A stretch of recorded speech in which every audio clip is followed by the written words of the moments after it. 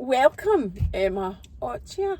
Is that right? Back again. Aye. I love when people do that. They're like, Emma Okaya?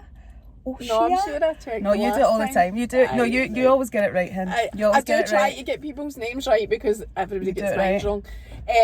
So the last time we had you on, I was just trying to remember, 6 months ago, I think. I know you were saying that. Aye. And I said if you came back for a visit, we would record again to get an update of what it was like moving to Dubai. So Emma's just back for a few days. This has been recorded before my holidays, but it'll go out when I get back. It was just so that we could get you in, get you booked in, so that we could do be here. I know. Check you rising and thriving. Trying. I'm trying. I don't think I actually am. Oh my God. Actually, I'm trying. See the last one we done, like, obviously I love what you do, but I was like, what the hell did I say again? Do you know when you do something, you're like, now what the hell did I say, girl? And then it came out and people were so nice, and I was like, I do know some things.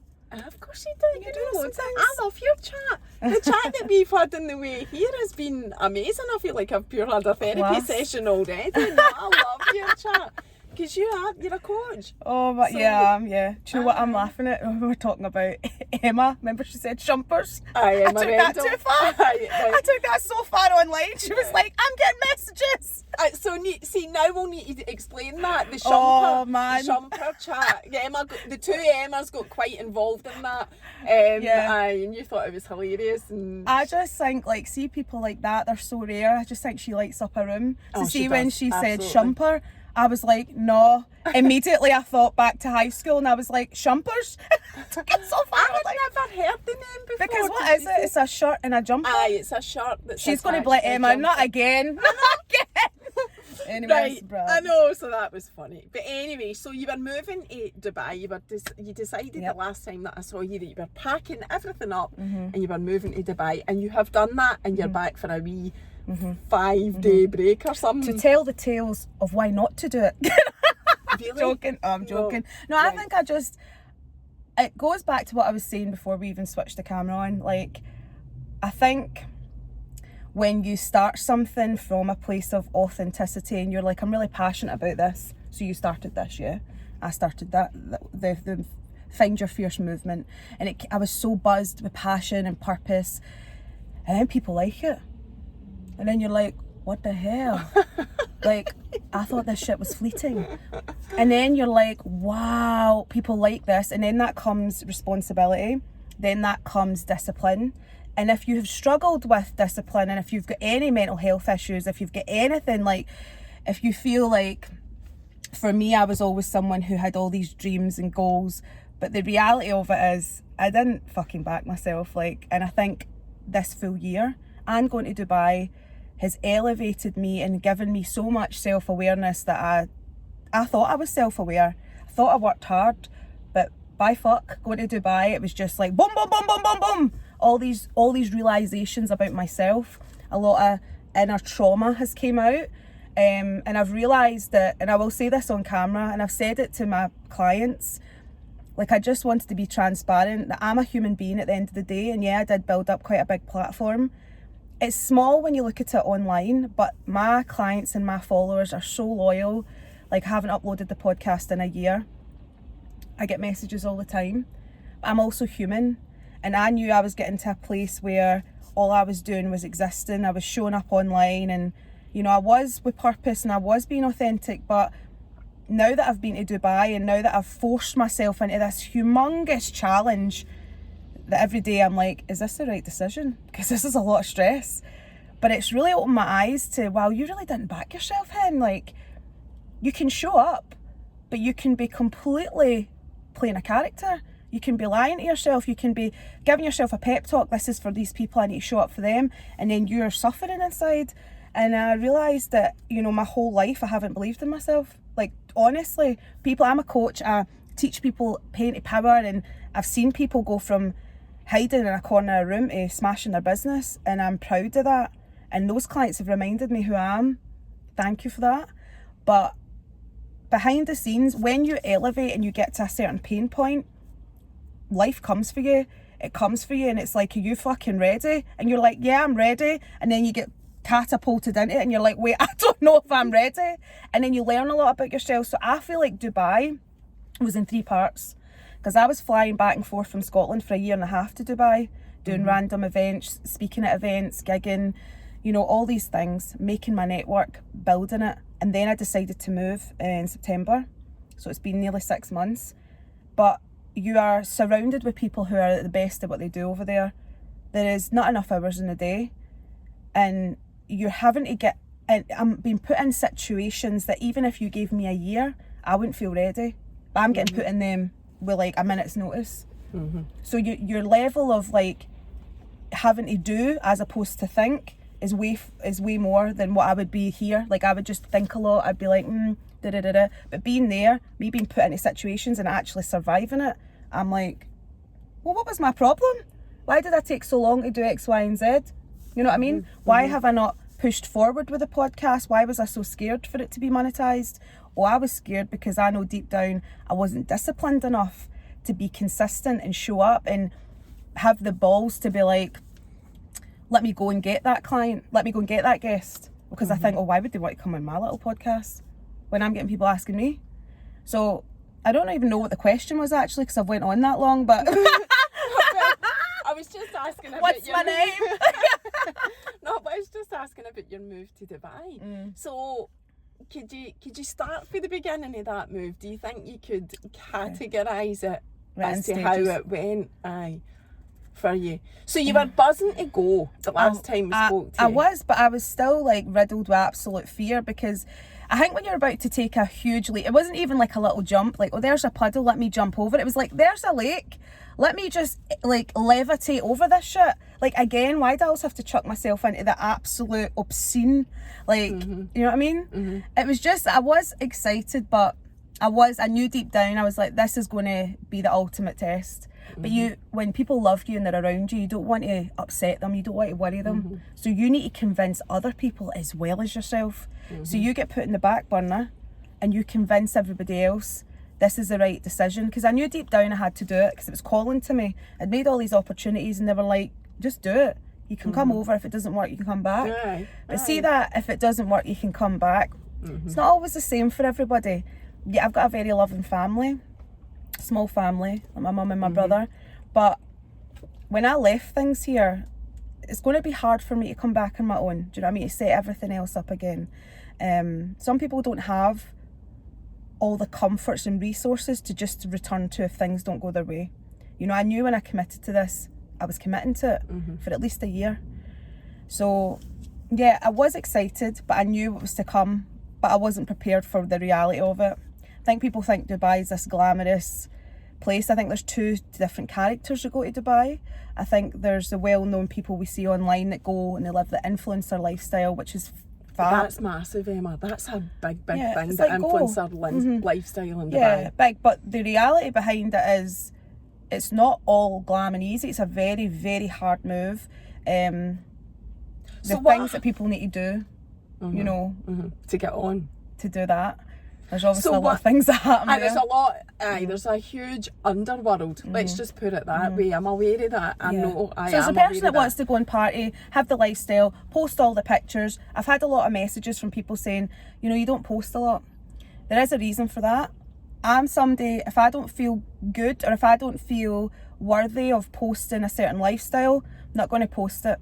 I want people who follow me to know the hardship. I want them to know that it's good and worth it, and go for your dreams. If you want to move to Australia, do it. Like, that's the whole point. Go for your dreams. You need to try it. But I'm certainly not going to be like on a yacht or whatever. Yeah, I've been on all these things. I've done well. You on the yachts. Yeah, but that was because I felt good about that. That was an opportunity I felt proud of.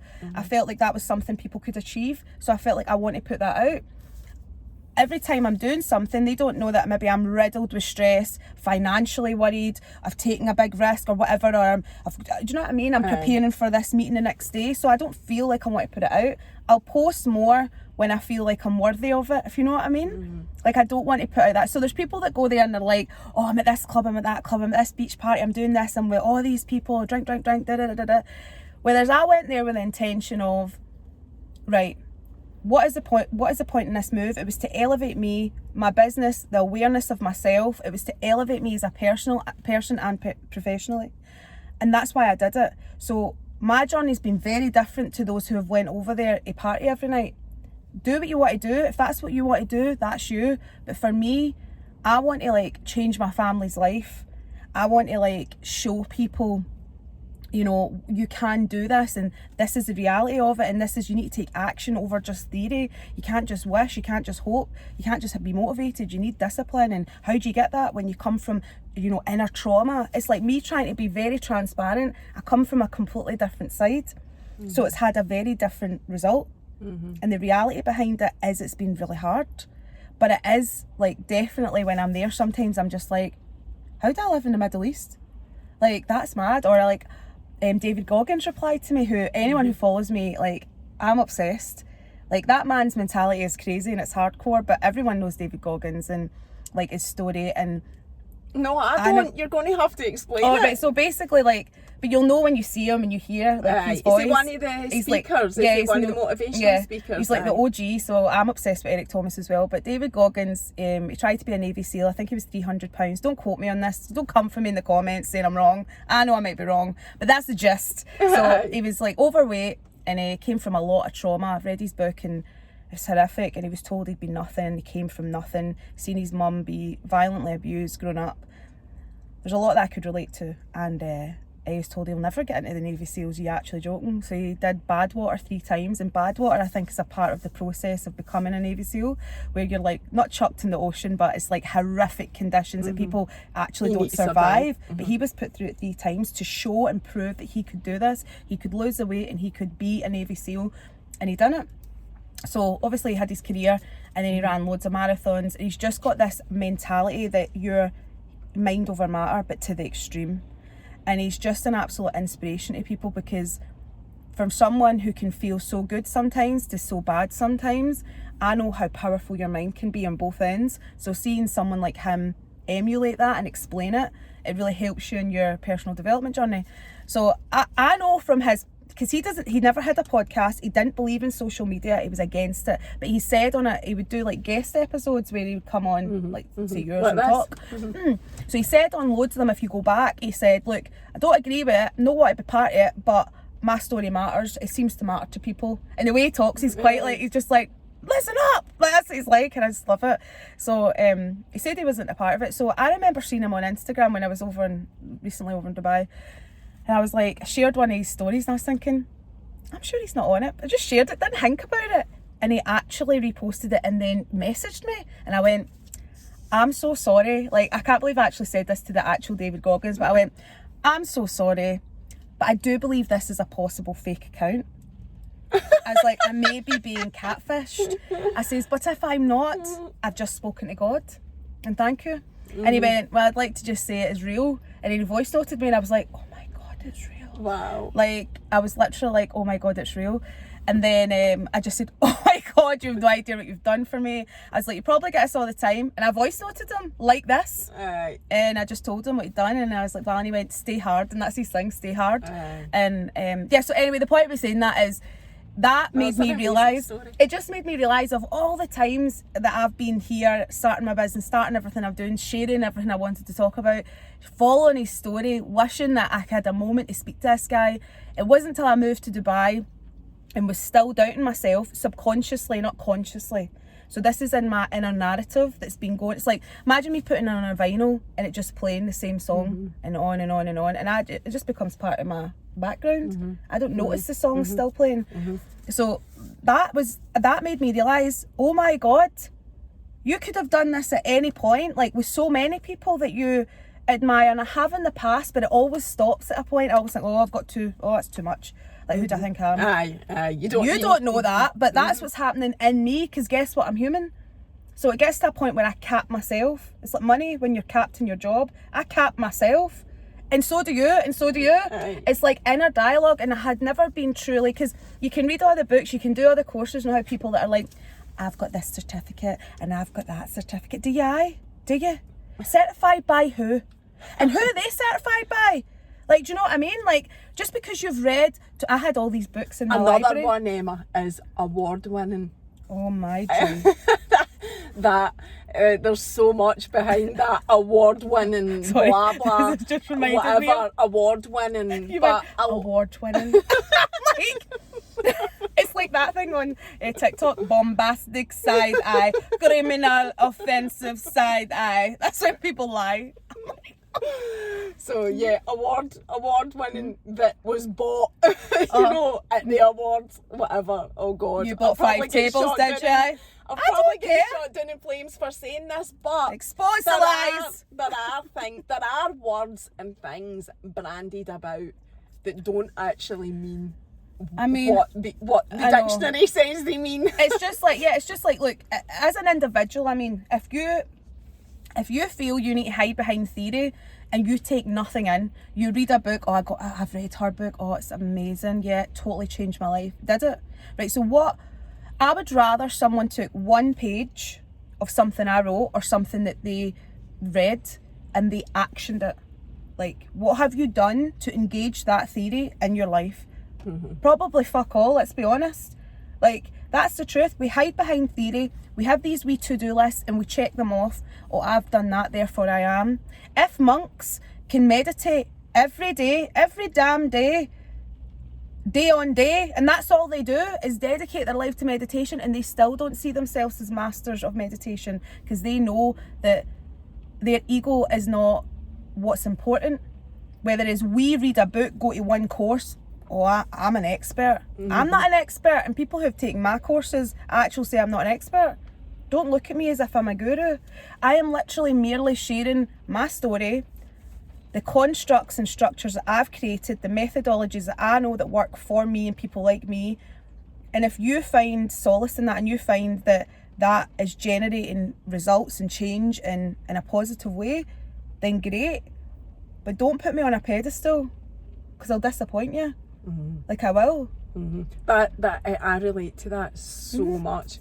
When if somebody's complimenting you and over complimenting you and saying, oh, you're so, but then I had therapy for this. I actually labelled it imposter syndrome. Yes. Deeper than that. But yeah, on a much deeper level. But I always feel when somebody's like complimenting me, I think, please don't do that because I'm going to let you down. I don't even know, like, I'm not a bad person. I don't go away and do bad things that I know are going to let them down. It's just that narrative, as you say, of please don't think I'm amazing because you'll get let down. You like a compliment. Are lovely, it's yes, nice, of course. But when people like then, it's like it's almost like expectation becomes entitlement sometimes with people. Like I've had certain people, and I will say this with a podcast that I dreamt to the moments that people would want to even come on. You know, I would approach people, but then when folk would come to me and almost dictate to me the terms like, I want to come on and I'm talking about this and this is who I'm going to be talking about, that's not what I'm about. You know, I'm about you sharing your story with the intention of helping you listening. You know, it's about removing your ego completely. That's the whole point of me. If you know anything about me, that's what it's about. That's why it's so uncomfortable. That's why I share now why I've been through so much shit behind the scenes, because that's important to this process. It's important to my brand as well, and if I ever lose that, then I lose the whole point of even doing this. You need to go back to basics. As soon as people start to recognise you and start to, oh my God, I want to and it seems all good and nice on the surface level, but if you don't feel good anymore about showing up, if you feel resentful, then you do need to take a step back. And I think that's what I had to do. I was undercharging, I was undervaluing, I was over providing, I was overselling it. Which what resulted in me being burnt out. That was you talked about this the last time. So that was that before you went to Dubai? No, it is before, but I'm trying to explain. It's a running occurrence. If you do not deal with the inner dialogue and the inner trauma and the actual root of all evil that is creating these different streams, then that's still going to be the same narrative. It's still the same stuff. You're going to get the same results whether I'm here or in Dubai. My life didn't change when I suddenly moved to Dubai. I actually realised when I was in Dubai, fuck, I've just taken a lot of problems with me. you know? Right. And then when I've been there, I've had all this elevation of the mind. It really comes down to just simplifying it. You've got an inner dialogue. You cannot run away from it. You will take it with you. And sometimes it takes you being in a different situation, a different environment to go, I've always had what I needed. I've always possessed a really big light that needed to be shared. I dimmed it for so long. I even dimmed it when you thought I was doing well. I was dimming it more probably then. What, when you were in Dubai? No, in general. No, before. Yeah. I thought you were always doing well. That's what I mean. So behind the scenes, so when I went to Dubai, I was thinking, right, blah, blah, blah, this is it. No, you're still the same person. You've just literally went on a plane and went in another place. Taking you and all your problems to another country. Dubai is amazing, like in terms of networking, like it's amazing in terms of business, the shit you can do, the people you can meet. You just wouldn't meet them here. Yeah. But I'm Scottish through and through, and I think it's made me grateful for a lot of things here. The banter, the people, the fresh air, the water, and just the feeling of being home. But the thing I'm really proud about with Dubai is I realised how resilient I am, how strong I am. And yeah, I think, you know, I'm doing really good things over there, but at the same time it's like definitely hard. So what happened when you went over setting yourself up? Like, what did you do? Did you go over and just stay with a friend or whatever? How did you set yourself up? Yeah, so initially, like, I went over and I stayed with my friend Kelly Marie Hodgkin, who's actually really quite big on social media now, an absolute sweetheart angel, very, very kind soul. I'm really bad at accepting help, very bad, and she just had to sit me down and be like, you've been coming over for a year. I was doing events with her, she's and like, it was you need all to for move. your singing events, so originally it was me being hired as a vocalist. Obviously that's my background. If you haven't seen it, see part one, but see part one. But then obviously I was invited a few times to host events, empowerment events, and I would then speak at them, which was just huge. You were in imagine like a room with hundreds of women, all from like different backgrounds, mostly expats, but started their business. Quite intimidating. You know what I mean? Being surrounded, like, why am I talking to you? Yeah, totally. Jesus, you're millionaires. But then you realise your worth. It's not all about money, it's about you possess something that people need. So I started doing that. When I went over, I stayed with Kelly briefly, and then I got an apartment share, which was just horrific. Like, I don't care what anyone says, like, it's horrific. Dubai is very backwards in the rental scene.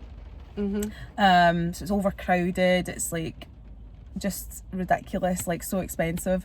And I remember I found cockroaches in the kitchen. I went, fuck this, I can't deal with this. I was like, no way, like no way. So then I came back for Christmas, and then when I went back I had some support to put some money down for an apartment, so I committed to an apartment. I got a really good deal on it. Really nice. So is that renting then? Yeah. Renting an apartment on your own, not sharing this? No, this is on my own, one bedroom apartment, which is obviously a lot of people say, oh, it's insane to do that in the beginning, but when I looked at the money, it was the same amount of money I'd be spending to share. So I was like, I need to just commit. Obviously it's a lot of money down when you go there. And then I collaborated with a bespoke boutique recruitment agency during the day. Who's Nikki Wilson's amazing, what she's created. So what was that? What were you doing? So it's a recruitment agency. You were working for the agency? I collaborated with them, and basically it was in the business development side, the resourcing side. So it's been really, really amazing, because think about recruitment, you're just getting connected with like loads of people in terms of corporate, and I really wanted into corporate as well, so I found it really, really immersive. And then obviously with the network I built up, I've recently just been asked to go into a branch of salons in Abu Dhabi and Dubai to run corporate leadership courses, which is really exciting. That's madness. And I just landed a residency on the Palm as well. So that's, yeah, but I mean, I'm like, I think I'm just a bit in disbelief, and like, you know, sometimes you're like, is it happening, is it not happening? And it is happening, but I'm just like, so yeah, those kind of things are insane. So you're absolutely now self-sufficient. When you go back, you're got loads of work to do, you've got your place to live, you're now self-sufficient. I'm self-sufficient, but it's like, I'm rapidly thinking of the next thing, like I need to get... but it could go, as everybody always says about this. Yeah, this type of thing. Yeah, I've always been obviously very independent for like 7-8 years.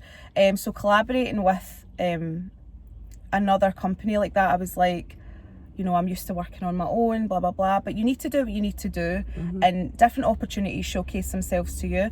And if you feel it's right for you at that time, you go for it, you experience it, you explore it. And it's opened up a lot of doors for me.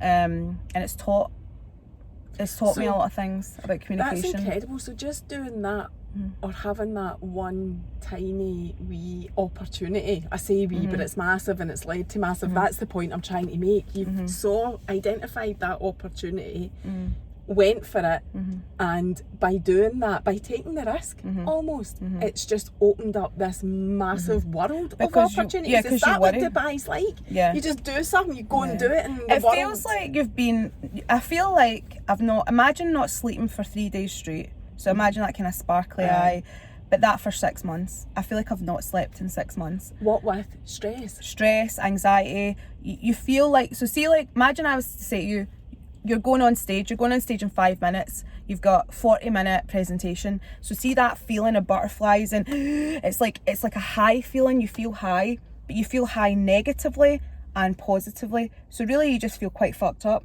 before you go on stage. It's that, but imagine that sustained for months. That's how it feels. So when people are like, how's Dubai? I'm like, fucked up. That's how it is. And then people are like, you're not enjoying it? And I'm like, no, that's not what I'm saying. Like, I'm saying it's good, but it is all the things. It's like, do you know when you watch like a cartoon and they've taken something? It looks like they've taken something. That's how I feel. I feel like I am constantly like on some weird high plane that I'm like, I'd like to come off now. I'd like to breathe. Because you're just like, both, it's so busy. You know, it's like you're in this, 1 minute you're living here, next minute you're there, and you're like, oh my God, I haven't had a second to breathe, and I've done all these things. I'm working all the time. I'm working day to night. Everybody works day to night. But I genuinely feel like I don't sleep. But that's what you need to do in the beginning. You know, you need to work so hard. Like I work hard here, but I have to work hard over there, because you need to, although there's like, you know, someone thinks, oh, she's moved to Dubai, so therefore she is. No, I'm moving to Dubai, and it's like, I'm not settled in any way, but I know it's the right decision. But it's like, you need to keep, you know, up with these opportunities. You need to keep delivering. You need to keep learning. You're constantly learning. You're constantly speaking to brand new people from all different backgrounds. You're constantly thinking, this is an opportunity. How can I then convert it? What am I taking from this lesson? All the time. It's not like I just went there, got a job and just sat down and I'm just enjoying my job. It's all these different elements. You have to navigate it. Constantly. There's no, and someone might be watching this and going, well, you're not selling it very well, Hen, but I'm not here to sell it. I'm here to tell you the fucking truth. Like, it's so hard. I don't think anybody doing anything new, venturing out to do anything new. I mean, my husband's been in business for 35 years, and it drives him mental when people say overnight success. He hates the term overnight success. He'll say to me, that doesn't exist. Took me 10 years to get overnight success, you know. So there's this overnight success, if it exists. But there's a cost to it. I don't know where it is. Well,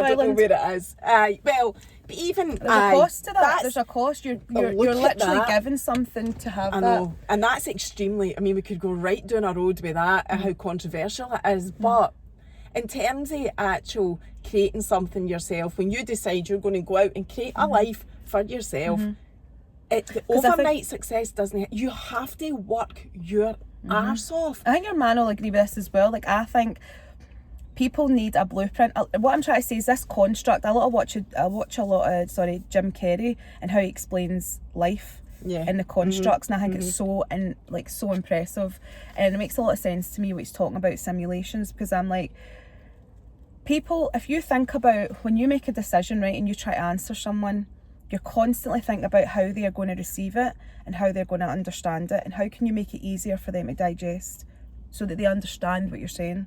That's the whole point of communication. But the problem within that is then you spend time trying to create a blueprint to explain to this person when you don't even know the blueprint. Because I don't know what the hell, like, I'm making this up as I go along. Nobody went to Dubai before me the way I have and has done what I've done. They just haven't, because it's an individual journey. So I'm having to literally go there, collaborate with these people, make opportunities out of nothing, see opportunities, seize them. I also went to Mind Valley as well for a weekend retreat, which was really amazing. I got to see Lisa Nichols live and Marissa Peer.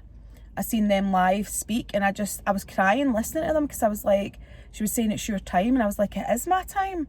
And not in a cult way. I was just like, I'm in Dubai right now and I'm actually surviving with no blueprint, with nobody nobody holding out a net. There's you can have I planned as much as I could, but your plan goes out the window, man, because the reality is, it's just, you need to, you're sink or swim constantly. And then I think people say to me, 3 to 6 months, you feel like you want to go home a lot, or you feel like you don't know what's going on. And then when you get to 8 months, it starts to kind of even out a bit, and you're like, oh wait, I can see the light. And then after a year, and I totally get that. But I'm definitely at a precipice right now where I'm like, oh my God, this is a lot. But I'm so proud of myself for doing it, and I definitely have no regrets. But I also am a believer of talking about the reality of it.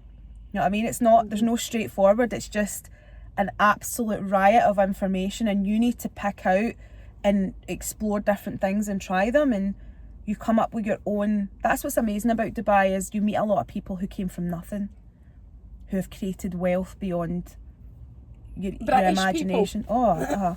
They go over there.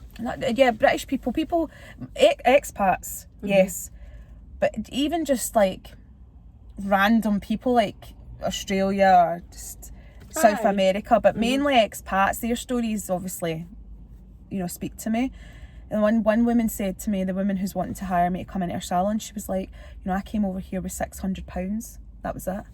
And what she's created is insane. She's so humble. And she's won actual awards. Like, really, like, I just think, wow, I can really achieve a lot here. But at the same time, you're battling a lot over there, because you're completely on your own. Everyone doesn't do this. So you are on your own in a way, because you're trying to figure out, no one's really done this before me that I know. So you're trying to figure out, well, is this the right way to do it? But the truth of the matter is, you're doing it, and you need to just survive. How easy is it just to go? Can you just pack up your bags and buy a ticket and go? Like, what's you can. I think you can. See, legally, because I only ever went over and stayed a week and came back, and then I decided to move. Because I moved with a company, it was different. Oh, right. Okay. But if you're there's now a thing called Golden Visa. Freelancers can also obtain. Basically, Dubai is way more open now than people think. So there's so many more opportunities for people who are self-employed just to go and be a nomad. Obviously, it's tax-free. It is. I wouldn't say it's easy. I would say that it's definitely easier to go now, specifically if you're self-employed. There's so many different avenues. So you could just Google it. You can literally just go. Yeah, if you've got the resources, you can literally go. I think you can stay as a holiday for a certain amount of time, and then you need to get an actual residency or like your visa, or sponsorship, or your own means of supporting yourself. But yeah, I'd always say go do it. So you go back in a couple of days. What's happening then? When I go back, what's happening then? Are you right into your I just go back. I go right back to. What happens with your apartment? Do you go and live at the Palm or what? No, I just stay in an apartment, because see, Dubai, it's like 20 minutes from anything. So like I could be at home, and then it'd be 20 minutes to the marina, and then from there it'd be 20 minutes to the Palm. It makes no sense. Then it'd be 20 minutes to downtown, and you're like, everything's 20 minutes. So it's like, you just stay where you stay, and then you just travel. You definitely need a car there. It's a mistake I made, not driving sooner, because the taxis are insane, and that'll be the reason I move back, is the taxis. Really? Reversing on a motorway. Can you imagine? Like, can you actually imagine? And then getting cheeky, and I'm like, is it just a bit mental? So are you driving? No, I'll be driving when I go back. You just I just didn't. Yeah, I just didn't, because I thought, oh, there's time. No, there's not time. There's no time. It's like double the price for taxis. It's insane. So yeah. What are you going to do? Are you going to stay? How long are you going to stay for? Do you know any of that yet? No, I don't know any of these questions. I don't know any of these answers, but I appreciate the question. To give you a simple explanation to all that is, I don't have the answers to that. I don't know how long I'm going to stay. I know in my heart, I'm definitely giving it, I feel like I'm going to stay. But I'm working towards affording the luxury to come and go when I please. So right now I'm having to get my head down and work my arse off so that I can afford the luxury to be based here and there, and build my network and net worth there. To answer what am I doing when I go back, I'm going to continue working with the boutique recruitment agency, resourcing and business development side of what I do, and then building my coaching business there in terms of the corporate side. So getting as many corporate clients as I can get, and also my plans with the digital side of what I do. Obviously I wasn't going to talk loads about this and make it pure businessy, but you know, as people have known, I ran the Find Your Fierce membership. I ran different sides of my movement, online workshops, podcasts and all that. The podcast is coming back with a bang, with the right aesthetic, studio, etc. Not the right guests, but just a proper business structure, which I'm really excited about. I'm going to be launching my membership, because my plan was to make everything affordable and to be enough tiers, but I didn't want to devalue myself and over provide like I was doing. So the membership, the podcast, there's loads of free resources, YouTube, like my free community on Facebook, all those things, but mainly just pushing my brand, the podcast, the awareness of what I do, running courses, building your empire, building the empire. That's exactly it, in stages. But yeah, so just bringing it back in a way that's sustainable, that I feel good with, and that gives people enough options that affordability doesn't even come into it. Are you back to work? As in here, did you come back to do an event? Yeah, I came back, so when I came back here, I was doing a wedding on the Saturday at Balbirnie. Most amazing venue. Yeah. Excuse me, that's why I'm asking you. I saw you at Balbirnie and I'm like, that's the third time there. So obviously there's 3 sections. Like, I'm a musician at trade, that's what I've done for a lot, like since 15 years. So my musicianship is I get hired now for really cool gigs. But I've worked hard to get there, so it's like really big weddings, and I've managed that specific client I managed for 3 years. Think about that, 3 years for one day. And that's why I have such good clients. So I do have bespoke vocal events that I do because I'm a musicianship, and I need to use that master somewhere. And then you need to see when you're singing, this is just me being totally selfish, you need somebody recording more of your performing, because it's incredible. Never have I ever seen any of your videos and not got goosebumps. Like, I've told you that before, and I know you work on loads of things with yourself, but it's I can totally see why you get those types of hires. That's the right way to put it. So that's what you were back for. So somebody got in touch with you when you were over there to get you to come over and do their wedding in Balbirnie? No, people do that all the time now, but this was someone that, because I wouldn't have flown back without the budget, but this was someone that had booked me before I went, and I wanted to I just wanted to honour. I would never ever let any client down, never. I would actually be in my hospital bed still try to make it, so which is quite detrimental. You shouldn't do that, but I'm mental, so I do that. But yeah, so they meant a lot to me, so I did it, and it was amazing. I've been to Balbirnie 3 times, performed there, and it's amazing. But yeah, you're right. The reason that's what we discussed in the last chat was about, you know, why do you separate yourself like that, and why do you feel like, because when someone says I'm really good at singing, you can always tell I get a bit, not uncomfortable, I just get shy.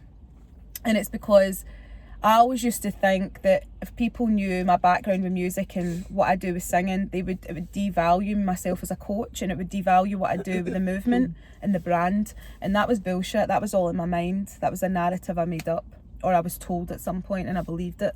And it's ridiculous. I'm Emma, and regardless of what I offer or do, it's still me. And it's an extension of me.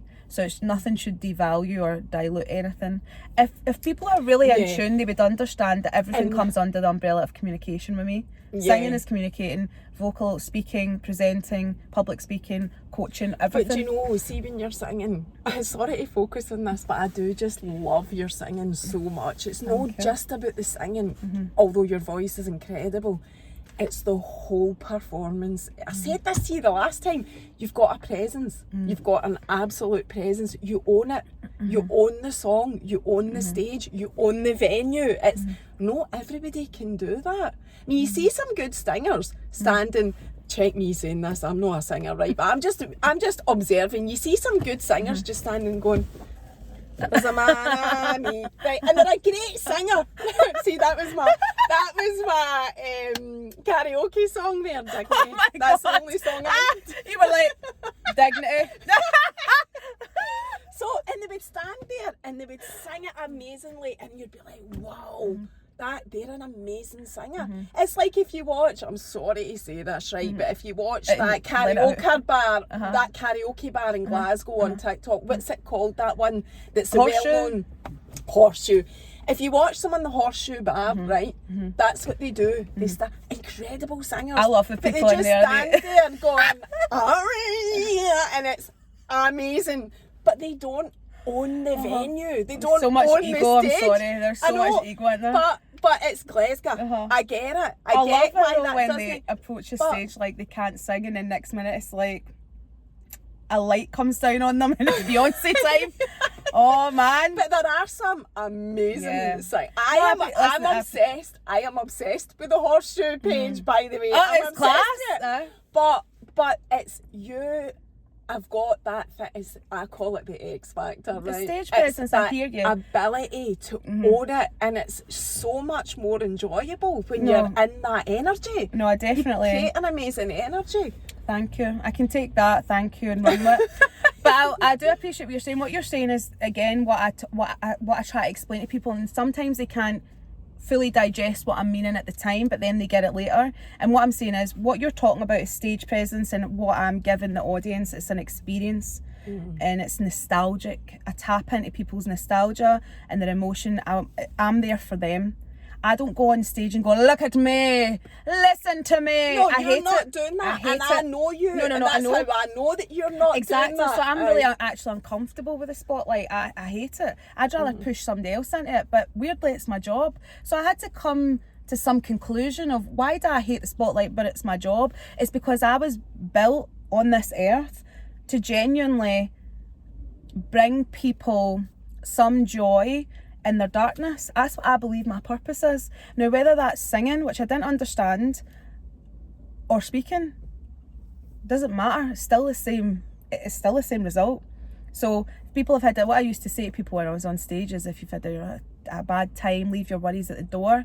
It's time to kick back and enjoy it. And people would be like, "Oh my God, you know, that song really spoke to me, it reminds me of that." It's because I bring people into the room.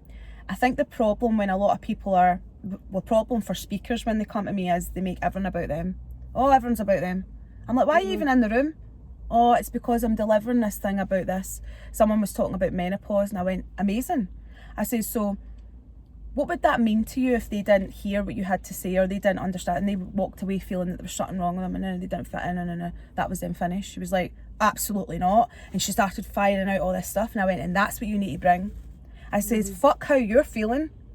Leave it at the door. This isn't about you anymore. And that's the problem.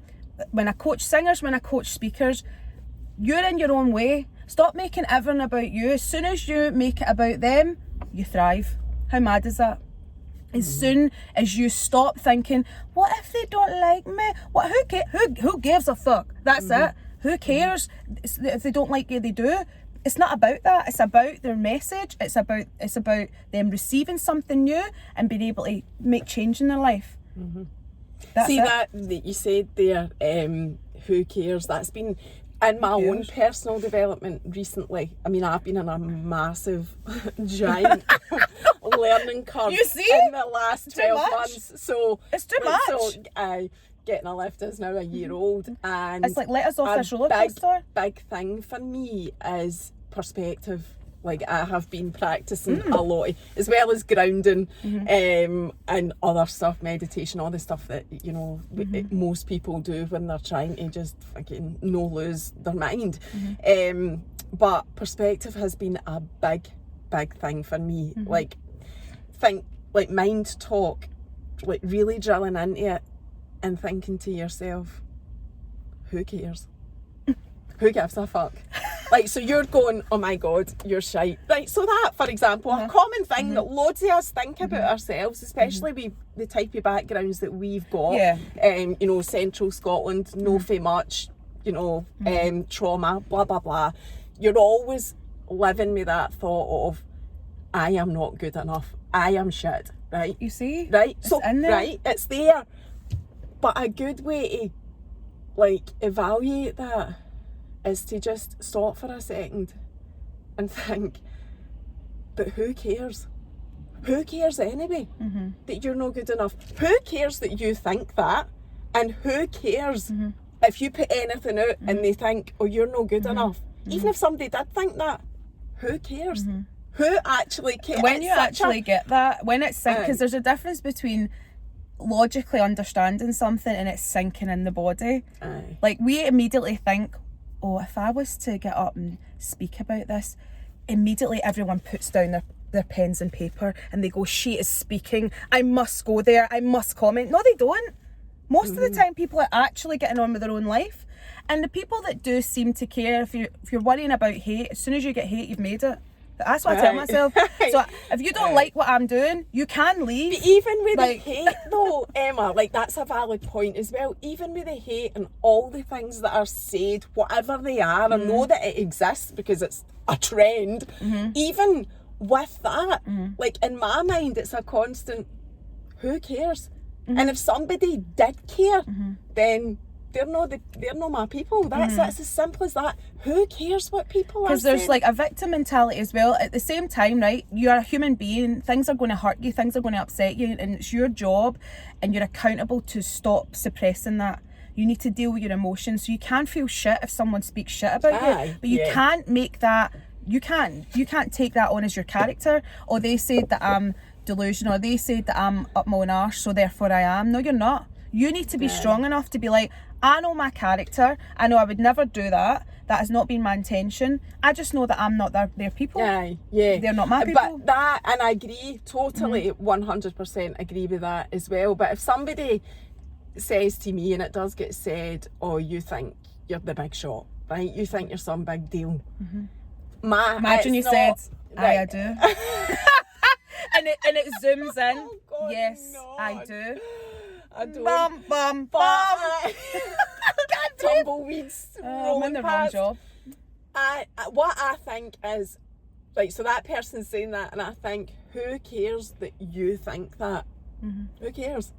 Like, you know, that's, so I'm just trying to explain my thought process here. So part of what I've been doing to try and just cope with everything mentally is really bring it back to perspective. I'm really working a lot on perspective just now, like, and that goes for the good things as well. Like, you know, if somebody is really bumming you up or whatever, I'm thinking, you know, but that's, you know, you're just one person. No, in my mind, I'm thinking, no, everybody's going to think that. Let's get it. So I'm dealing now a lot with trying to put everything into perspective.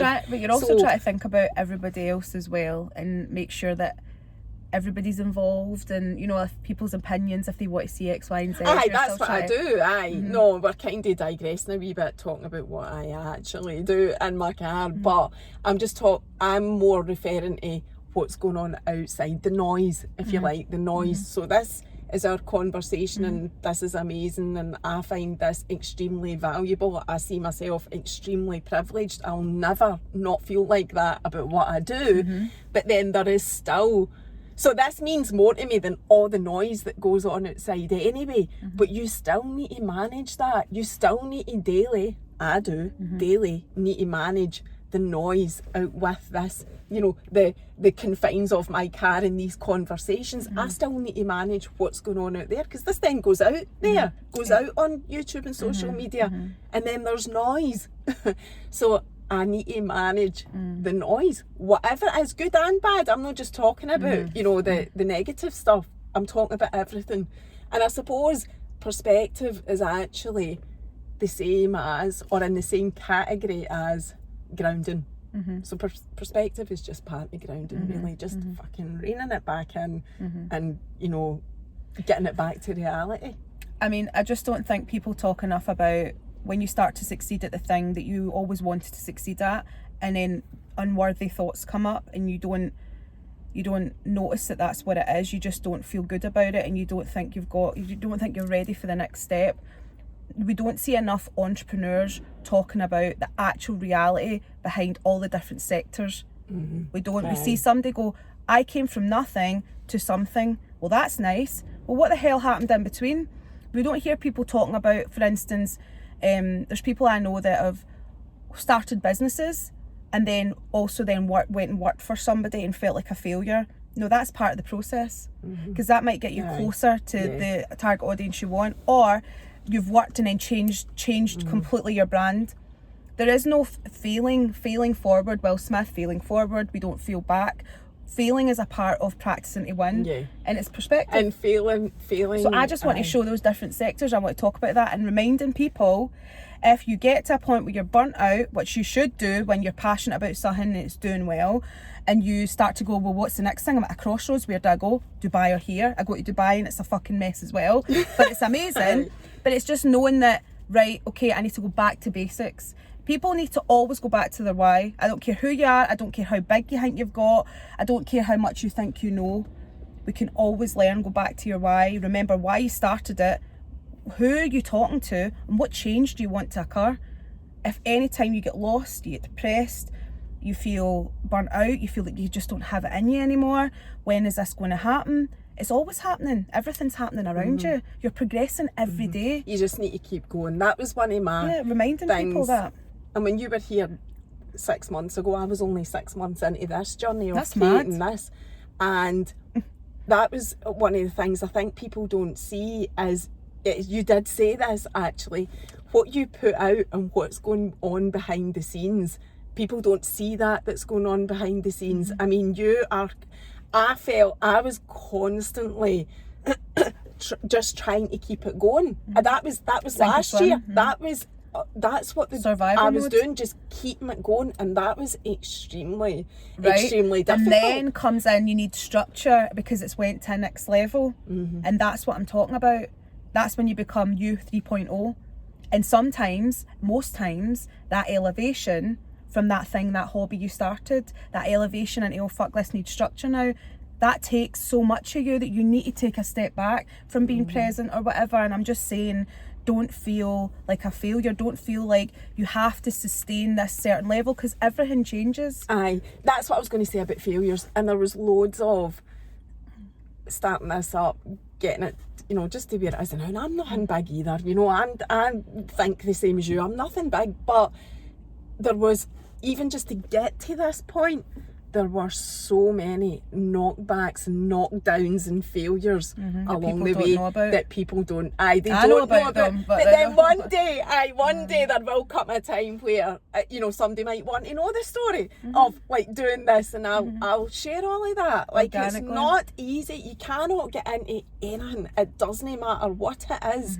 And think that you're in for an easy ride. And the other thing you can't think is that it's going to be all brilliant in 5 minutes. I'll just do this, I'll just put one out and everything will be brilliant. It doesn't work like that. No, and the one thing I'll say about you is, I'll say many things about you, but you are super consistent, and I think we can all take that from you. Is, for me, I've been doing it for so long that obviously a couple of times I've dropped that, but the thing I love about you is you consistently just get the episodes out. It's like robotic. It's just that mentality of keep going, and there will be falls in the road, but I just keep thinking I need to keep going. It's discipline. But that commitment of I need to keep going, and you're the same because you've talked about it with Dubai, is to you. That commitment's to me. It's not to anybody else.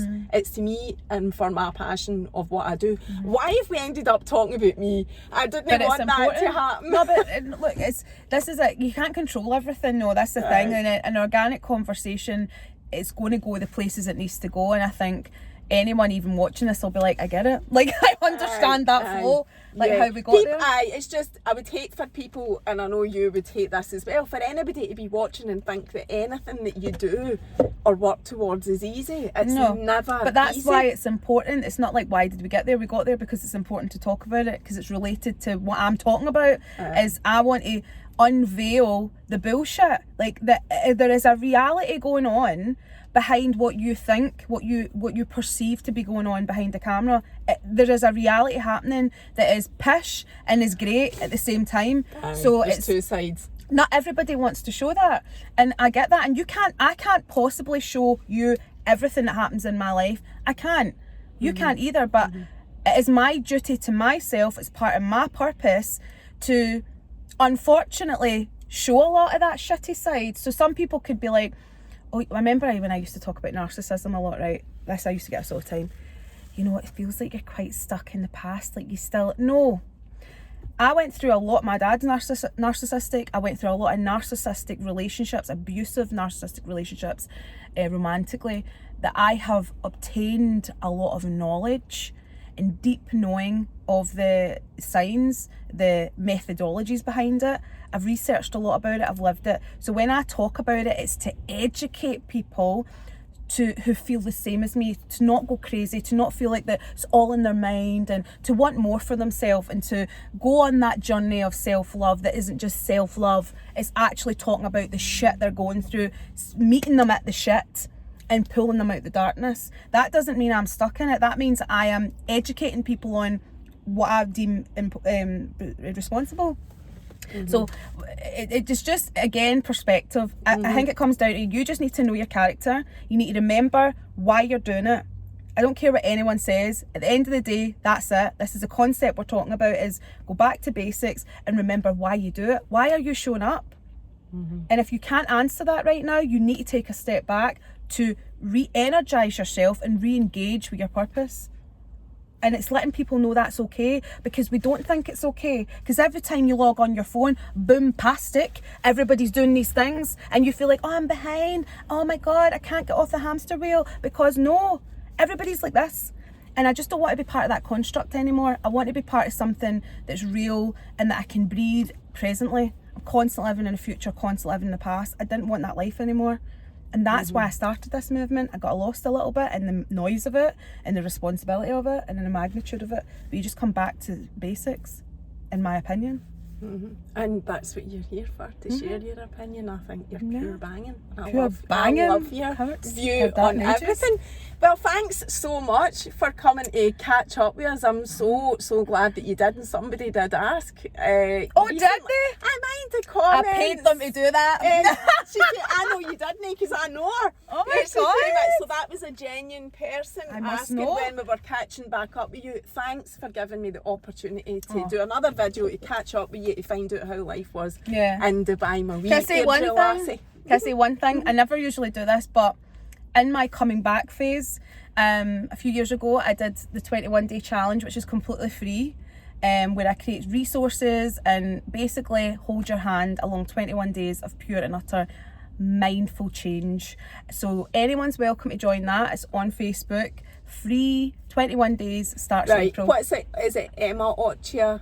No, so, well, if you just go on Facebook and type in Level Up Your Life, or Lives, just go on my Instagram.